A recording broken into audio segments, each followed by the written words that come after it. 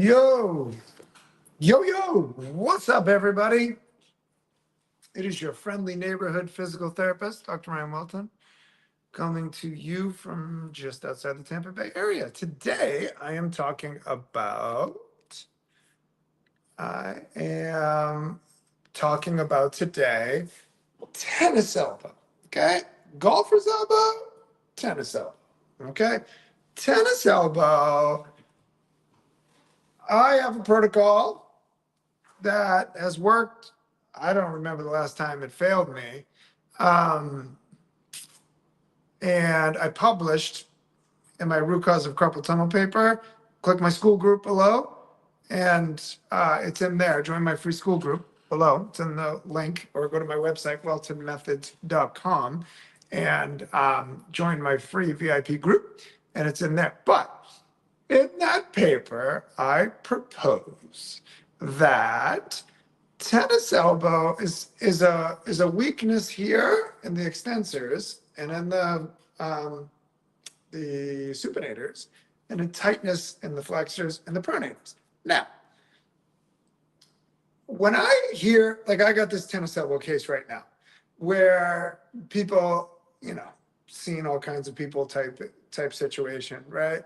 And when I talk to these people, inevitably, what I hear is that they have me strengthening this part of them. Okay, so they're strengthening their flexors, and I'm like, no. I'm like, that's the exact opposite. That is what needs to happen. Okay. Now, this current tennis elbow case that I have, one quick thing, I just looked at it and I went like this to him, went like that, and he was like that. When I tried to, see how much range of motion he had, he was like that. I'm like, that's your problem, man. I'm like, so like when I started to develop tennis elbow, I work with my hands all day long, right? I started developing it. But I just started stretching my wrist and finger flexors. I didn't even strengthen this, although that is part of my protocol. I just wanted to see if that would do it. And sure enough, went away. Takes like 5 weeks. But here's the caveat with tennis elbow.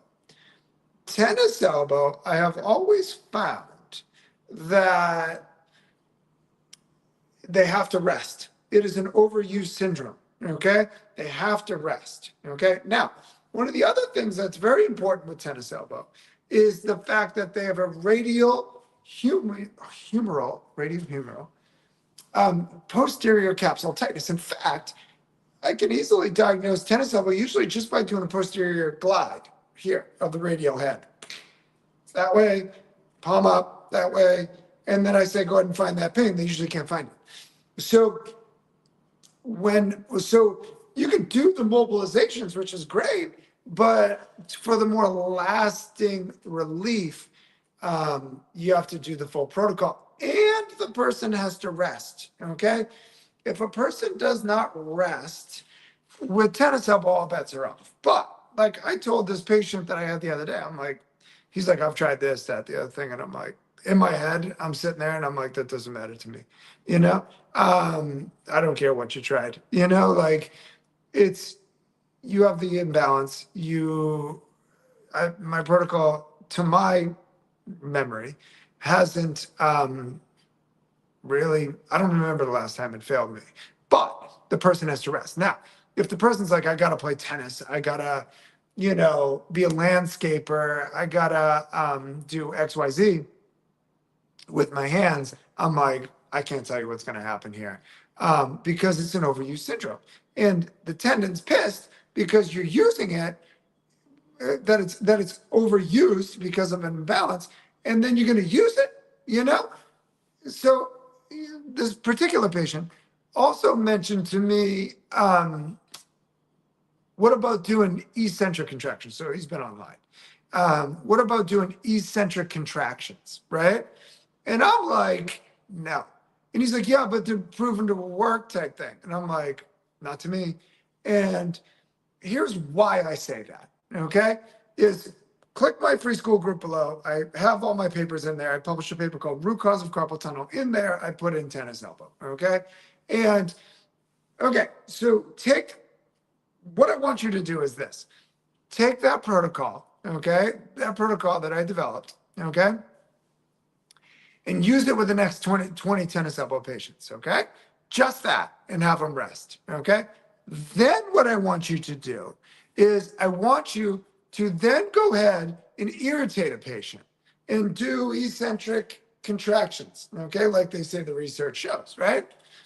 Watch what happens, okay? I find when in my clinic, in my patients, after 21 years of doing this, that when it comes to tendonitis, there's a reason why it's being overused. And oftentimes I find it's a capsular imbalance, okay? Muscle imbalance, but capsular imbalance in the shoulder, the ankle when it comes to, Achilles tendonitis, that kind of thing, right? And so you're going to overuse, you're going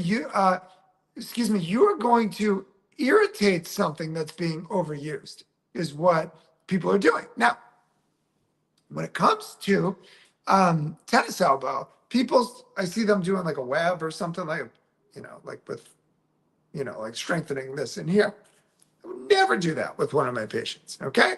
Maybe the other way, but if you cause pain during the rehab, all bets are off, okay? So this particular patient rides bikes, right? Rides his bike. Great. I love that people exercise, right? But when you hold on to a steering wheel, your bicycle, hold on to the handlebars, and you lock this out, you're irritating it. So I'm like, no, man, no. And he's like, come on, man. I'm like, no. And I'm like, you swim? He's like, yeah. I'm like, go swim. You can't get hurt in a pool, So when it comes to tennis elbow, my recommendation to you is do not strengthen their wrist and finger flexors. And if you don't believe me, see, this whole thing with me is not theoretical, okay?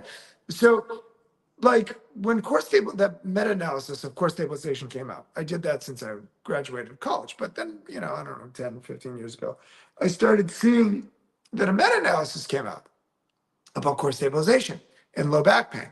And I'd done that, they taught me in school, I had done that, but I had a protocol that similar to my SI joint protocol, but it had core stabilization. And I was like, I can basically bet that protocol is going to work on my patients. Like in my mind, I'm not worried about it, But when that core stabilization thing came out, number one, I was like, come on, man, you're trying to tell me I've been doing core stabilization. I didn't need to, like all this time in my career, I'm like, I didn't want to believe it. So it actually took me a few months of bouncing it around in my head. And I'm like, I got to know. So I took out core stabilization. I took it out of my SI low back pain protocol, right? My SI protocol, the paper that made medical history along with my other papers, statistically in readership, that you can join my school group below and read them. It's free. And the core stabilization stuff, I took it out. Sure enough, all my patients were getting better, like that situation. Nobody, I'm like, well, anybody getting better faster? No. Anybody getting better slower? No. It was all the same. It was fluff. And I didn't need it. Okay. So with me, things aren't theoretical, things are practical. I can practically show myself, what is needed and not needed. And I whittled it down, which is why one of the biggest things people say about me is that like everything is so simple. Like, like these orthopedic issues is some big theoretical framework of, you got to think about it this way and then sometimes this way, whatever. With me, it's like, try these 3 exercises, try these 5 exercises, and, and I got a clinic where I call it the failed everything clinic because I hear that all day long. And I kind of worry about the rehabs in here, generally speaking. Every once in a while, somebody gives me a run for my money, but generally speaking, I'm just waiting for my patients to get better, So, but going back to tennis elbow, if you irritate that thing, okay, or you're doing eccentrics and all this, if you're irritating that thing, if you want to know, do it my way, okay, go to my school group. It's free below. Or go to weltonmethods.com, join my free VIP group. Implement that protocol on the next 20 patients, we'll say, and then do your other way. Do the protocol and then start irritating the person, okay? Start doing things that bother it. When I have them do extensions in my protocol, I'm like, if it hurts to go here, don't go here. I'm like, go below it. And they're like, what? And I'm like, I've been doing this 21 years, man. If you start irritating that thing and going like up like that into the pain, it just prolongs the treatment, And I'm like, it's not worth it. I'm like, trust me, you'll eventually be able to do it. Just don't do it, off the jump. Okay. So, anyways, that is how I treat tennis elbow.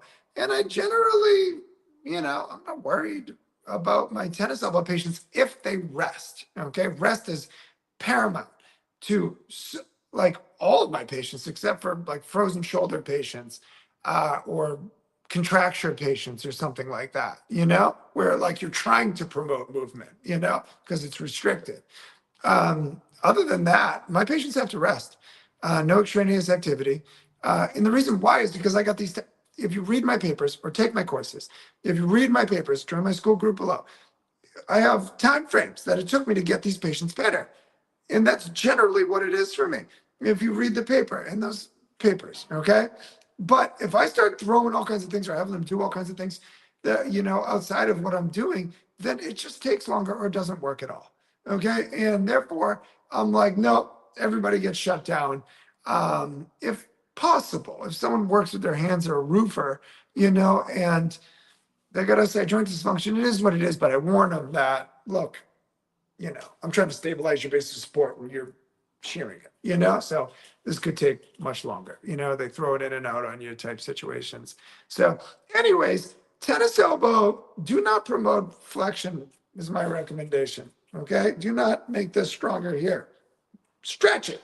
Okay. That's my recommendation, is to stretch it. Okay. And by the way, I'm not a fan of this exercise. It is not aggressive enough. I find you need body weight to stretch these things, okay? Join my school group below, and I talk about tennis elbow in a free video on how I relieve my tennis elbow patient's pain immediately, and it helps me to diagnose it. It's pinned right at the top, okay? Other than that, you can also join if you're looking to start a cash-based business or have one and want to transition into a highly profitable one, where we use my protocols. It's the clinical part. I teach the clinical part and the business part. Okay.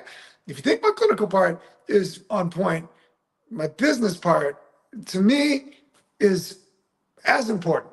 Okay. I teach you the nuts and bolts, not just the nuts and bolts, how to talk to people, how to help people, and how to get people out of their own way. To me, it was like a freaking psychological masterpiece for my business that it took me 17 years to create, and understanding how people think, and how to get people out of their own way and how to get them to heal.